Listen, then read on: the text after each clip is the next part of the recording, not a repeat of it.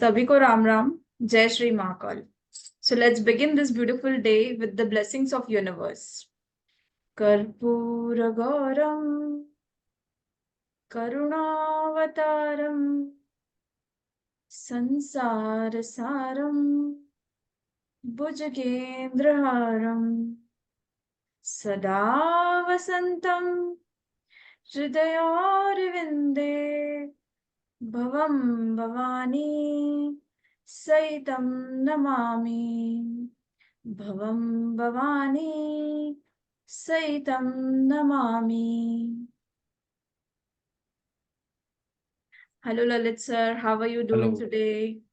बहुत बढ़िया जी। So today on the platform of Ankakshar Miracles, we have Lalit Sharma and this is Renu Mangtani from the platform of Ankakshar Miracles. I had been into the banking industry, a certified digital banker for about 6 to 7 years, and then now turned out to an international renowned author, YouTuber, influencer, Youth Icon Awardee by the Governor of Maharashtra, Dr. APJ Abdul Kalam Awardee, national and international. And apart from that, I had been a cover girl for the various film industries magazine. One of the name is Perfect Woman magazine. It's a magazine for celebs. And moving on, we have Lalit Sharma, who is a founder of Ang Sattva Academy, occult practitioner, and much more. So over to you, Lalit sir. Kindly introduce yourself in detail. नमस्कार, मेरा नाम ललित शर्मा और मैं अपने आप को हमेशा से स्टूडेंट मानता हूं और कोशिश करता हूं सीखते रहने की। वैसे 1993 में 10th के बाद हम मंदिर में सेवा करते थे जोड़ों की यानी कि चप्पल जूते वगैरह लेना और टोकन देना। तो वहां पर मेरा मिलना हुआ विनोद कुमार मल्ला जी से, जो हमारे वहाँ रामलीला में रावण बनते थे। हम सब उन्हें रावण भैया ही कहते थे। तो उनमें एक खासियत देखी मैंने, वो लोगों की बॉडी टाइप देखकर या घड़ी देखकर उनके बारे में प्रिडिक्शन करते थे। मैंने उनसे पूछा कि भैया ये क्या चीज़ है। तो उन्होंने बताया कि ये नंबर लॉजी है। आई वाज सो एक्साइटेड कि how is telling so much about someone. तो वो एक पहला समय था जब मुझे न्यूमरोलॉजी के बारे में पता लगा। मैंने उनसे प्लीड किया मुझे सिखाइए, लेकिन उन्होंने मना किया। उन्होंने कहा मैं जात का मल्ला हूँ, तू ब्राह्मण है, मैं नहीं सिखा सकता। मैंने कहा भी कि हम इन सब चीज़ों को नहीं मानते, पर स्टिल उन्होंने नहीं बताया। और बहुत प्रेशर देने पर उन्होंने कुछ बुक्स गाइड की, राधा कृष्ण शिमारी जी की, भोजराज द्विवेदी जी की। आज के डेट में लोग उसको देख रहे हैं, वैदिक न्यूमरोलॉजी को। मैंने 1993 में सफेरियल के नाम से वो बुक खरीदी थी। और ऐसी बहुत सारी कीरो की पामिस्ट्री की। तो मेरी शुरुआत जो हुई 1993 से 95 तक, मैंने बहुत ज़्यादा इन बुक्स को देखा। 95 के बाद से मैं रिटर्न कर रहा हूँ, चाहे न्यूमरोलॉजी हो चाहे वास्तु हो। और इस सब को चलते हुए हमने पिछले कुछ साल से अपनी सिस्टर के साथ, किम शांडिल्या के साथ, हम दोनों ने मिलकर अंगसत्वा एकेडमी बनाया। और उसके थ्रू हम न्यूमरोलॉजी और उसके साथ साथ वास्तु भी, थोड़ा बहुत पामिस्ट्री, ज़्यादा नहीं, मेनली न्यूमरोलॉजी के लिए। और किम टैरो और ऐसी बहुत सारी मोडेलिटीज सिखाती हैं, हीलिंग करती हैं, साइकिक हीलर हैं। अराउंड 85+ मोडेलिटीज मेरी सिस्टर करवाती है। मैं मोस्टली न्यूमरोलॉजी में ही रहता हूँ, क्योंकि मुझे ये लगता है किसी भी तरीके से एक ही फील्ड में महारत हासिल करनी चाहिए। और जिसके लिए मैंने अ, शायद ही कोई जॉनर छोड़ा हो, चाहे पाइथागोरियन हो, चाहे शेल्डियन हो, चाहे लोशू हो, चाहे सफेरियल हो, कबाला हो। मतलब मैंने अपनी तरफ से पूरी कोशिश करी है और लगातार सीखता रहता हूँ। और अभी भी कोशिश यही है, सीखता रहूँ। मैंने एस्ट्रोलॉजी भी करी, वैदिक एस्ट्रोलॉजी, केपी एस्ट्रोलॉजी, भृगुनंदी नाड़ी, और लाल किताब बेसिक किया, बट मैं वहाँ कनेक्ट नहीं हो पाया उतना ज़्यादा। मुझे ये लग रहा था कि मैं यहाँ से शायद अलग हो जाऊँगा। तो मेरी कोशिश यही रही, लगातार सीखता रहूँ। और इसके साथ साथ जब हम सीख रहे होते हैं ना, तो कहीं ना कुछ परेशानियां भी आती हैं, चीज़ें हमें रोकती भी हैं। लाइफ में ऐसी परेशानियां आई, लेकिन लगातार सीखता रहा। और एक ऐसा समय आया जिस समय मैंने सब कुछ छोड़ दिया और इस फील्ड में प्रोफेशनली मैं कूद गया। तो ये मोटा मोटा मेरी लाइफ का जो था समरी मैंने आपको शेयर किया। क्या बात है, कितनी सारी achievements. It's amazing to have you sir for our book. World of numbers के कह सकते हैं, you are the king of world of numbers of numerology, so we are glad. And आपकी टाइटल जो था ना, जब मैं रीड कर रही थी तो बहुत ही उसमें राज भरा, मिस्टीरियस ऐसे लग रहा था कि अब मैं आर्टिकल पढूं कि आगे क्या है। कस्तूरी मिल्क ये टाइटल का नाम है। तो हम आपसे जानना चाहेंगे कि सर क्या है, क्या बेसिकली क्या सोच के आपने इस आर्टिकल को डिराइव किया। सो आज लाइव सुनेंगे हम आपके साथ on this platform. Platform is all yours. इस आर्टिकल तक पहुंचने से पहले मैं बताऊंगा कि थोड़ा सा ना मेरा बैकग्राउंड ऐसा रहा है कि मैं सोशल वर्क से जुड़ा रहा हूँ। जैसे बहुत सारे ऐसे सोशल टॉपिक्स होते हैं जिनको लोग समझते भी नहीं है। ऐसे में एक हमारे को टॉपिक मिला, वो था यमुना। तो यमुना बचाओ आंदोलन से जुड़कर हमने ये समझा कि यमुना में दिल्ली में ही सिर्फ अराउंड 19 ड्रेन्स, बड़े नाले गिर रहे थे जिससे यमुना में पॉल्यूशन हो रहा था। फिर उसके बाद 2007 में हमने सीएमएस सर्वेस के साथ जुड़ के दिल्ली से आगरा तक सर्वे किया कि कितने नाले गिर रहे हैं, तो नाला गिरने से पहले और नाला गिरने के बाद यमुना की क्या कंडीशन है। तो ये सब जब हम देख रहे थे तो ऐसे लग रहा था कि एक तरफ तो हम कहते हैं कि यमुना माँ है, राइट, और दूसरी तरफ हम उसी यमुना में नाले में कन्वर्ट कर रहे हैं, तो काफ़ी बुरा लग रहा था। तो वो मेरी इमोशनल साइड ऐसी थी कि मैं काफ़ी उस समय परेशान रहा। उस समय मैंने काफ़ी लंबे समय तक लगातार अगर अक्षरधाम आपने विलेज सुना हो तो उस जगह पर उसके अगेंस्ट हम लोगों ने धरना भी दिया। तो वो टाइम पीरियड था जब मैं हर चीज़ से छूट गया था, मैं कुछ भी नहीं सोचता था। तो सुबह जाना, वहाँ धरने पे बैठना, भूख हड़ताल करते थे, शाम को 6 बजे तक हमारे को नींबू पानी पिला के उठा दिया जाता था।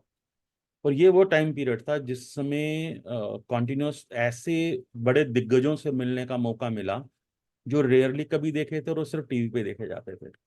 और उस समय दिल्ली आज तक या ऐसे चैनल थे जो लोकल मुद्दों को अच्छा उठा रहे थे और हम उस पर लगातार आते थे और हम बार बार ये कहते यमुना बचाओ, ये करो वो करो। और हमने उस टोपोग्राफी को भी समझा कि यमुना कैसे बह रही है। ये सब करने के दौरान बहुत से ऐसे साथी थे जिनके साथ उठ बैठ हुई। हमारे दिल्ली में कपिल मिश्रा, वो हमारे साथ ही रहे। और यही सब चलते के दौरान एक ऐसा फेस आया कि सोशल वर्क की तरफ मैं चेंज हो चुका था। तो शुरुआत मेरी यहाँ से हुई। उसके बाद हमने देखा कि अगर हम बात करते हैं वुमेन एम्पावरमेंट की, तो यार मेरे घर में मम्मा को पूरी इज्जत है, सारे घर की जिम्मेदारी मम्मी की है, मम्मी से पूछे बिना हम लोग काम नहीं करते। अगर हम सिस्टर्स की बात करते हैं तो उनके बिना भी कहीं कुछ वो नहीं। हर तरीके की फुल फैसिलिटी जो मुझे मिल रहा है वो मेरी बहनों को मिल रहा है, कहीं पर कुछ भी कमी नहीं है। तो ये वुमेन एम्पावरमेंट है क्या चीज। तो जैसे जैसे घुसे फिर समझ में आया फेमिनिज्म नाम की भी एक चीज है। फिर ऐसे समझ में आया, हमने देखा मैनिनिस्ट करके सोशल मीडिया में लोग मिले जिन्होंने अपने नाम क्या कि मैंने इसको लगा ये कौन है। फिर ऐसे ही करते हुए ऑल ओवर इंडिया में अराउंड 51 मैन राइट्स एनजीओज हैं जिनके साथ मैं जुड़ा धीरे धीरे करके। और दिल्ली में है सेव इंडियन फैमिली। और जब ये इस मूवमेंट से जुड़ा तो मुझे समझ में आया कि मेल्स के लिए एक सिंगल लॉ नहीं है, फीमेल्स के लिए 49 लॉज हैं उनके फेवर में। तो बहुत सारी लॉज के फ्लॉज समझ में आए, बहुत सारी ऐसी चीजें समझ में आई कि जो शायद गलत हो रही हैं, शायद क्या पक्का ही गलत हो रही हैं। जैसे हम कहते हैं कि कुछ ऐसे थे जिनका मैं नाम लेना चाहूंगा बकायदा, गोपाल शेट्टी जी, वो कई साल जेल रह कर आए फॉल्स रेप केस में, और 7 या 8 साल के पता लगता है कि वो केस फेक था। इस दौरान उनके बच्चे अनाथ आश्रम भेज दिए गए थे, उनकी वाइफ ने दूसरी शादी कर ली थी और वो अच्छे खासे बिजनेसमैन थे और उनकी लाइफ बिल्कुल खत्म हो गई। अब जब जैसे जैसे हम करते गए तो बहुत सारी चीजें पता लगी। एनजीओ से जुड़कर मुझे ये पता लगा कि एनएचआरसी भी कुछ है और काफी सारी चीजें पता लगी। हमने आरटीआई लगानी शुरू करी, हमने डाटा इकट्ठा किया। तो ऐसे में पता लगा कि अराउंड 45,000 फीमेल्स जो कि या तो सास हैं या भाभी हैं या नंद हैं, और वो लोग जेल में बैठी हैं। और मेरी जो छोटी सिस्टर, इसका मैं अभी बताऊं आपको, सबसे छोटी अंकिता, वो एडवोकेट थी और उसका जेल्स में ड्यूटी लगता था और जाना हुआ। तो शी सेड भाई ये सच है, ऐसा हो रहा है, वहाँ बहुत सारी फीमेल्स हैं और उनकी कोई सुनने वाला ही नहीं है। तो मैं कंफ्यूज था कि यार फीमेल एम्पावरमेंट कैसे हुई। तो ऐसी कई सारी चीजें थी। अब रही बात लिखने की, तो ये शौक ऐसा है कि मेरी लाइफ में बचपन से रहा है। मैं बहुत अलग अलग तरीके की चीजें लिखता रहता था। और मेरी एक बुआ थी, उन्होंने अक्सर कहा ललित कॉलम लिख, अच्छा लिख रहा है, इनको डाल। मैंने लेकिन कभी कुछ नहीं किया। फिर चांस बना, अभिषेक भाई ने मुझे कहा कि आओ करो, आगे बढ़ो। मुझे बहुत अच्छा लगा। और उस समय वो मौका था शायद मेरे दिल की भड़ास, या जो मैंने समाज में हो रही चीजों को समझा, राइट।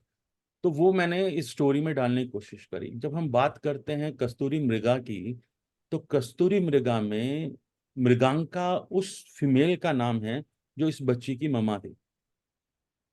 और उनकी लाइफ में जो घटनाएं घटी, जिसके चलते वो किसी भी हाल में मेल चाइल्ड बियर करना ही नहीं चाहती थी, तो उस स्टोरी को दिखाया। उसके साथ साथ मुझे ये भी लगता है कहीं ना कहीं मैंने अपने दिल की बात भी रखी कि मेरे घर में तो बहनों को कोई किसी चीज की कमी नहीं है।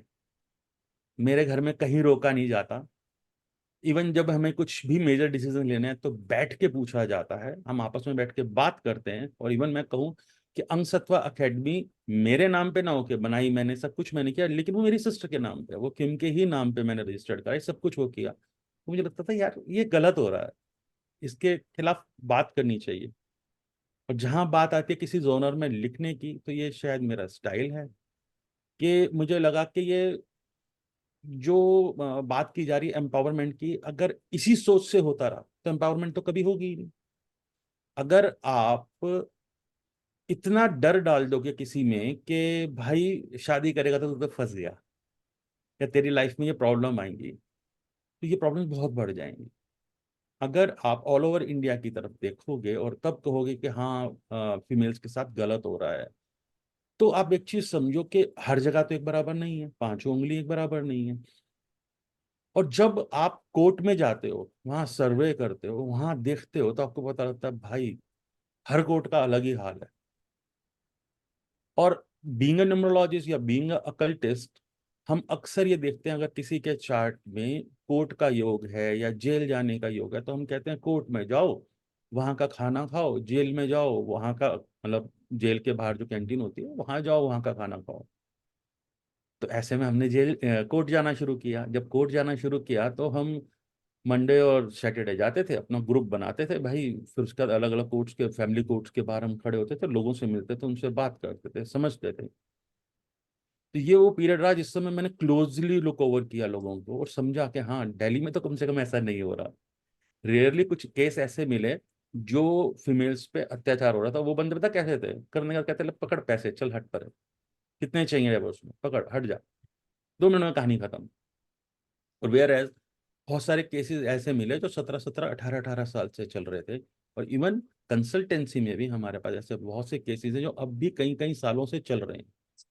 तो यहाँ ना तो फेमिनिज्म का कुछ लेना देना है, ना मैनिनिस्ट का कुछ लेना देना है। ये एक इंसान की पर्सनल ईगो का खेल है। जिस समय उसको अपने कर्मा बैलेंस का समझ में आ जाएगा कि आप कर क्या रहे हो, उस दिन वो इन सब चक्करों से ऊपर उठ जाएगा। वेयरएज जब हम स्टोरी की बात करते हैं, तो जो ये बच्ची है मृगा, इसने अपनी लाइफ में क्या क्या किया, उसको कहीं किसी चीज की कमी नहीं आने दी गई। उसने अपनी लाइफ को बहुत अच्छे से एम्पावर किया, बड़ा बहुत बढ़िया चल रहा था। अगर हम एक ऐसी बात करें फीमेल के हिसाब से कि भाई उसकी जिंदगी में कमी किस चीज की थी, लगातार उसे सब कुछ दिया गया, बेशक मामा पापा उसके परेशान रहे, जो कुछ भी रहा, बट एट द एंड अगर एक ही संतान होगी तो आने वाले समय में उसको दूसरे की कमी जरूर खलेगी।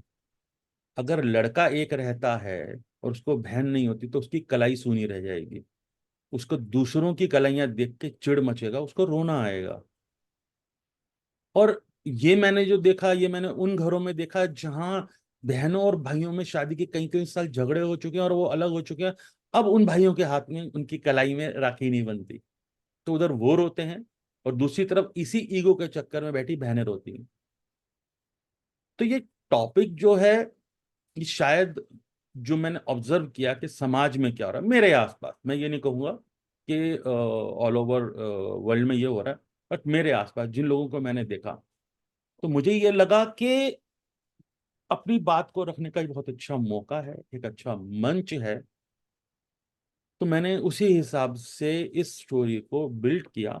हाँ मैं मानता हूँ कि स्टोरी टोटली बिल्ड की गई है, ठीक है, लेकिन इसमें जो स्टांसेस हुए हैं, जो चीजें हैं, वो सही है, एनसीआरबी का डाटा सही है, वो सब आरटीआई से निकली हुई चीजें हैं, तो उसमें कहीं कोई फेकनेस नहीं है।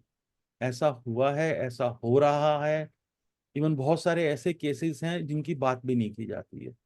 जहाँ सेक्सुअल अब्यूज की बात की जाती है तो अराउंड 60% चाइल्ड अब्यूज में बॉयज का चाइल्ड अब्यूज होता है, तो उनकी बात नहीं की जाती, सिर्फ फीमेल की बात की जाती है।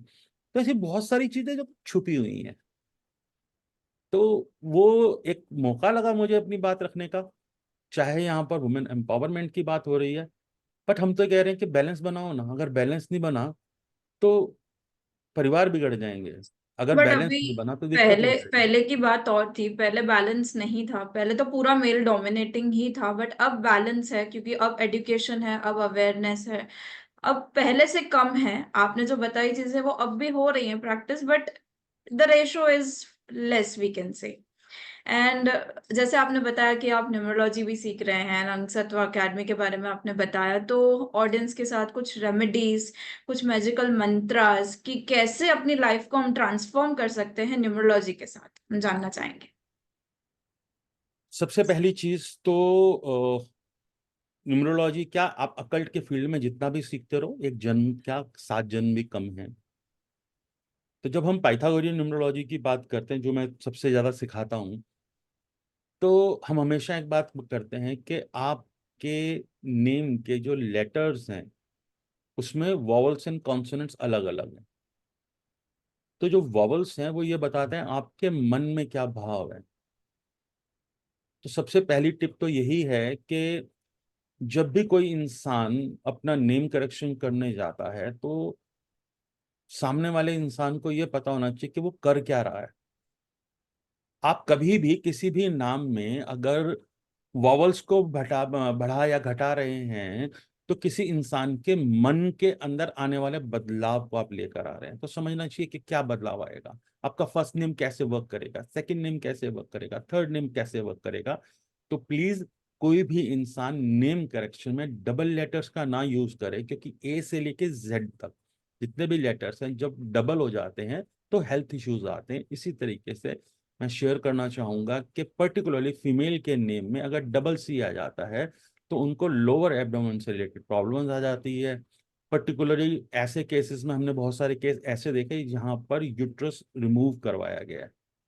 डबल आई होने के कारण नसें कमजोर हो जाती हैं। अब लोग कहते हैं भाई मैंने क्या रखा, मेरा तो नहीं हुआ। ऐसे नहीं होगा, एकदम से नहीं होता।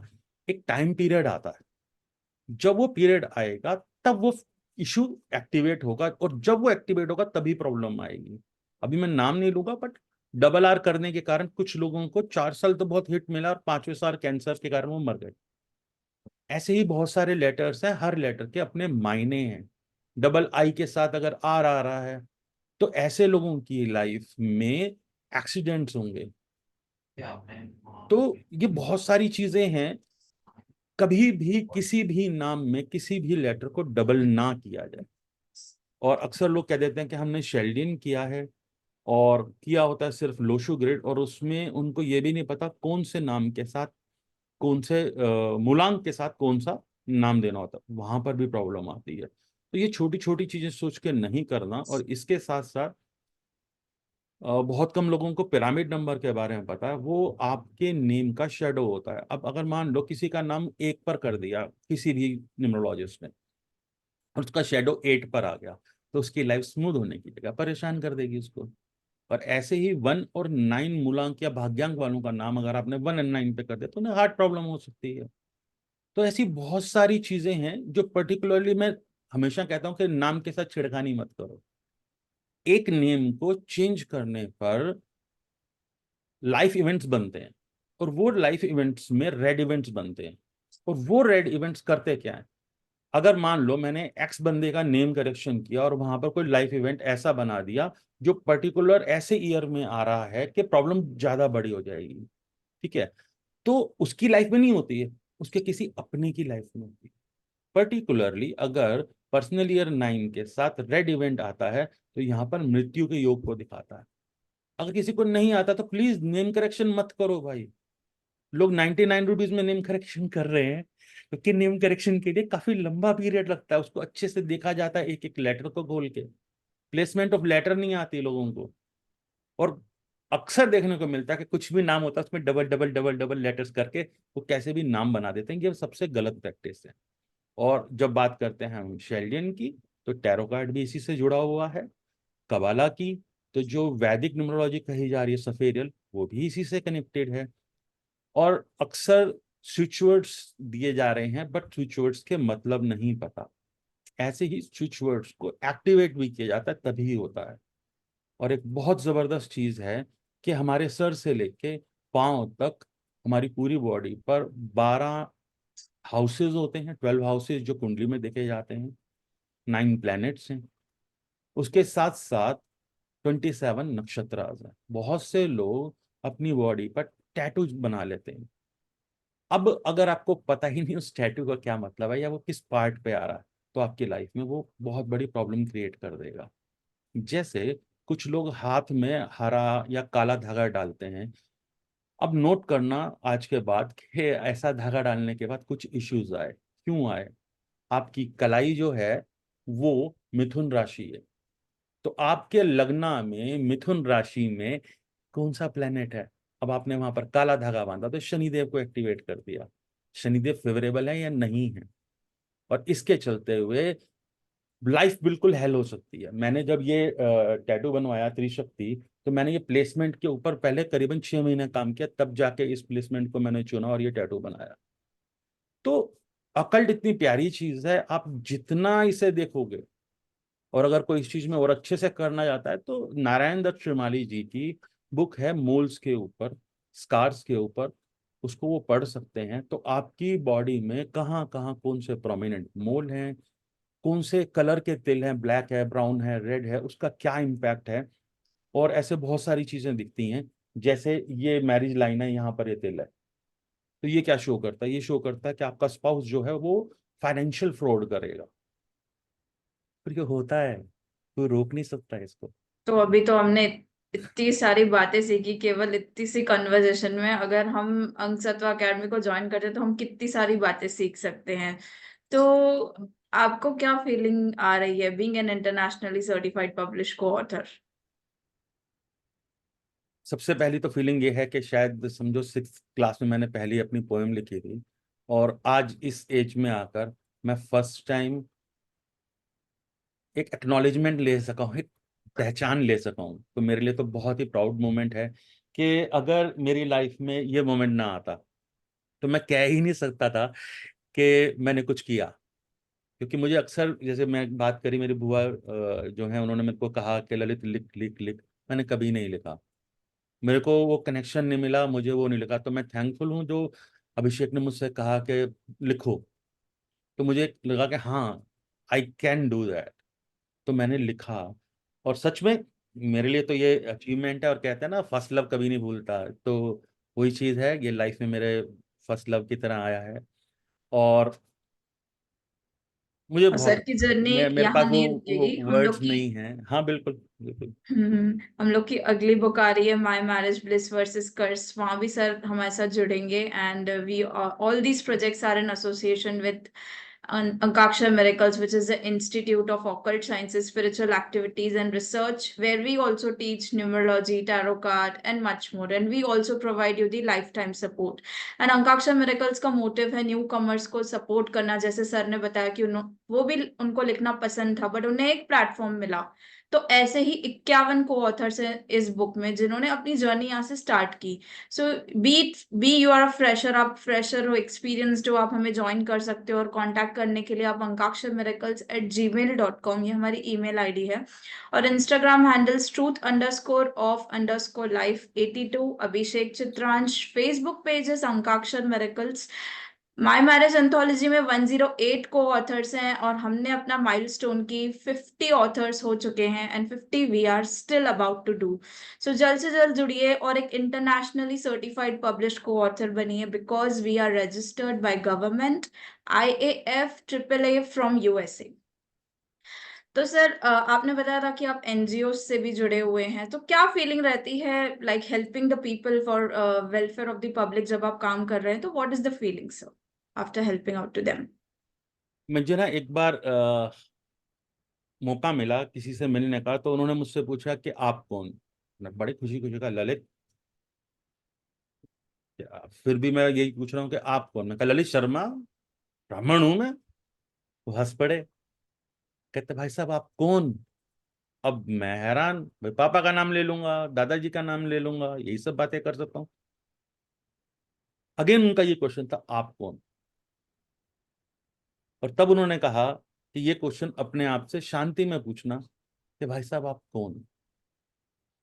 तो जब आप इस समाज से जाते हो और समाज के लिए कुछ करके जाते हो, तो दुनिया कहती है कि आप कौन? तो समाज के लिए काम करने की जो पहल या जो सोच मेरे दिमाग में आई, वो उन सर के कारण थी, जिन्होंने ये क्वेश्चन किया मुझसे कि आप कौन? और यही क्वेश्चन इस पॉडकास्ट के थ्रू भी मैं दुनिया तक पूछना चाहूंगा कि एक बार शांति से बैठकर आप सोचना कि आप कौन। और जब आप कौन आपको समझ में आएगा, तो ये समझ में आएगा कि इस दुनिया में ना हर तरीके के लोग हैं, हर तरीके की परेशानियां हैं। और जैसे कि हम अपने स्कूल बुक्स में भी पढ़ते थे, गांधी जी तलिस्मान, उसमें लिखा होता था जब भी आप परेशान हो अपने से परेशान को देखो। मैंने जरूर चीजों को देखा, लेकिन जब आती है बात नेचुरल हेरिटेज फर्स्ट की, तो ये एक ऐसी एनजीओ है जो बात करती है, ऐसी ऑर्गेनाइजेशन है जो यमुना बचाओ हुआ, धरती बचाओ हुआ, फॉरेस्टेशन के ऊपर काम हुआ। मैं ऐसे लोगों के साथ भी जुड़ा, ऐसे लोगों के साथ भी जुड़ा जहां पर हम केसेस की बात करते हैं, जिन केसेस में लोगों को झूठे में फंसा लिया जाता है और मनी लॉन्ड्रिंग होती है बहुत बढ़िया तरीके से, जिसमें बहुत से ऑफिशियल्स जुड़े हुए होते हैं फीमेल को आगे करके, और उसके बाद अलग अलग चैनल्स के थ्रू, और फिर नोट कमाए जाते हैं। तो दुनिया सिर्फ पैसों के पीछे भाग रही है। लेकिन जिस समय हम किसी को पढ़ाते हैं, तो हम सबसे पहले कहते हैं कि कर्म प्रधान है। आपकी कुंडली में कुछ भी लिखा हो, आपके चार्ट्स में कुछ भी लिखा हो, आपके कर्म प्रधान है। अगर कर्म करोगे अच्छे, तो जो अच्छा लिखा वो पालोगे। अगर कर्म बुरे होंगे, तो जो बुरा होगा वो आपको मिलेगा। तो जब भी मैं किसी की तरफ देखता हूँ ना, तो मैं सोचता हूँ कि यार अगर मैं इसकी हेल्प करूँ, तो भगवान जी किसी को मेरी मुसीबत में हेल्प करने भेज देंगे। तो मैं कहूंगा कि ये मेरा लालच था।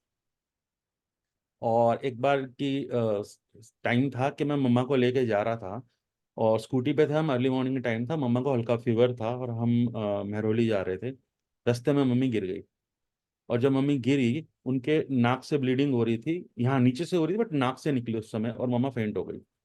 और मैं बिल्कुल पागलों की तरह इधर उधर देख रहा था क्या होगा। वो समय था जो मुझे लगा कि हाँ, कर्मा आपकी हेल्प करते हैं। मर्सिडीज तक रुकी, लोगों ने हेल्प करी, उन्होंने ये नहीं देखा कि उनकी मर्सिडीज में मम्मी का खून लग जाएगा या कुछ। हम बहुत जल्दी हॉस्पिटल गए, और मम्मा का ट्रीटमेंट हो सका। तो मैंने सोचा हाँ, ये काम करता है। कैसे? जब भी मैं कभी आ रहा होता हूँ, रास्ते में किसी भी एक्सीडेंट को देखता हूँ, तो मैं साइड में रोक के जाके उस बंदे की हेल्प जरूर करता हूँ। मैं कभी भी छोड़ के नहीं जाता। तो ये जो फीलिंग रही, इसने इस एनजीओ से या किसी भी एनजीओ से मुझे जुड़ने का मौका दिया। नेचुरल हेरिटेज, ये ऐसी चीजें थी जो मैंने पहली बार देखी। तरुण भारत संघ, जो कि अरवरी नदी जिंदा करी थी उन्होंने, अरवरी नदी सूख चुकी थी, उसके आसपास 800 पोन्स बनाए गए थे, और उसमें पानी आया बारिश का, और वो नदी जिंदा हुई। इसी तरीके से यमुना के लिए वृंदावन में बहुत कुछ हो रहा है। और ये सब जो चीजें थी ना, ये मुझे लगती थी वाह, अब मैं कुछ कर रहा हूँ। तो मैं ये चाहता हूँ जब मैं इस दुनिया से जाऊं ना, तो लोग कह सकें यार ये वो था। क्योंकि जब सीएमएस सर्वे में मैं एज ए वॉलंटियर अपना नाम देखता हूँ, मेरी छाती जुड़ जाती है, हाँ भाई कुछ किया है ना। तो मैं हमेशा, आप याद रखना, मैं आप कहीं पे भी मेरी एडवर्टाइजमेंट नहीं देखोगे कोर्सेज के लिए या कुछ, क्योंकि मेरा क्या कहना होता है, अरे जिसकी किस्मत अच्छी होगी ना, वो आ जाएगा सीखने अपने आप। मुझे जरूरत नहीं है। मैं बस ये कहता हूँ भाई, इस तरीके को कोर्स लॉन्च कर रहा हूँ, 2 आओ 4 आओ 1 आओ, मैं पढ़ा दूंगा, बट मैं किसी को कोई फ्री डेमो क्लासेस नहीं देता, कुछ नहीं करता। क्यों? अपनी सोच है क्या, जिसकी किस्मत में होगा ना, वो आ जाएगा। कारण है उसके पीछे। जब हम छोटे थे, हमारी दुकान में एक सर्वेंट काम करते थे, और वो हमेशा धर्म कर्म की बात करते थे, और वो अपने गांव के प्रधान थे। तो हमारे यहाँ रिक्शा चलाते थे। तो मैंने उनसे पूछा कि प्रधान जी गुरु क्या? उन्होंने कहा जी, गुरु वो है जो आपको अंधेरे से रोशनी तक तरफ ले जाए। तो उन्होंने एक बात बोली थी जो हमेशा मेरे दिमाग में रहती है, और मैं हमेशा शेयर करता हूँ। उन्होंने कहा था, मैंने उनसे पूछा कि मुझे कैसे पता गुरु कौन है, मुझे कैसे पता सच्चा गुरु कौन है? तो उन्होंने कहा जब तक ना मिले गुरु साचा तब तक कीजिए गुरु दस पांचा। तो उन्होंने तो कह दिया और मुझे ये लगा कि मैं कौन होता हूँ सच्चा गुरु सोचने वाला। उस दिन के बाद से मैंने अपनी लाइफ का एक ही रूल बना दिया, बंदा कोई भी हो, मुझे सिर्फ उसकी अच्छी बात चाहिए। तो मैं हर किसी को गुरु मानता हूँ और जिस दिन आपने ये करना शुरू कर दिया, आपकी लाइफ में नॉलेज भी आएगी, आपके अंदर विजडम भी बढ़ेगी और उसके साथ साथ आपको ना एक अच्छी फीलिंग आती है कि आपने कुछ तो अच्छा किया। और सामने वाले ने अगर आपको कुछ अच्छा बता दिया तो सोने पे सुहागा है। बस याद रखना, सिर्फ अच्छी चीज आपने एक्सेप्ट करनी, जो फालतू की चीजें धक्का दो ना। लाइफ में हर एक की प्रॉब्लम आती है और आपके कर्म ही हैं जो कुंडली में लिखा हुआ बदल सकते हैं। आपका एक्सीडेंट एक छोटी सी उंगली कटने पर भी बदल सकता है। पता नहीं लाइफ में क्या लिखा है, कैसा लिखा है, क्यों लिखा है। हम बेशक यहाँ रीडिंग करते हैं क्योंकि हम ये कहते हैं कि बंदे की लाइफ का मैनुअल हमारे पास है, हम उसकी लाइफ के बारे में पढ़ते हैं। लेकिन असल में हम क्या कर रहे होते हैं, मेरा ये मानना पर्टिकुलरली मेरा, कि हम गाइड करते हैं सामने वाले इंसान को कि एक्स टाइम तेरा बुरा आ रहा है भाई, अच्छे से कर्म कर ले। अब अगर उसने कर्म ही ना किया तो हमारे बताने के बावजूद जो बुरा होना है वो हो जाएगा। जिंदा हमेशा बहुत किसी ने नहीं रहना, बहुत ही करना डीप सबने। थॉट्स, बहुत ही deep thoughts sir. Thank you so much sir, आप आए, अपना कीमती समय दिया, thank you so much. And we will meet soon with our new co-author on the platform of Ankaksha Miracles. This was Renu Mangtani with Lalit Sharma. Thank you so much, sir. जय माता दी। Sir.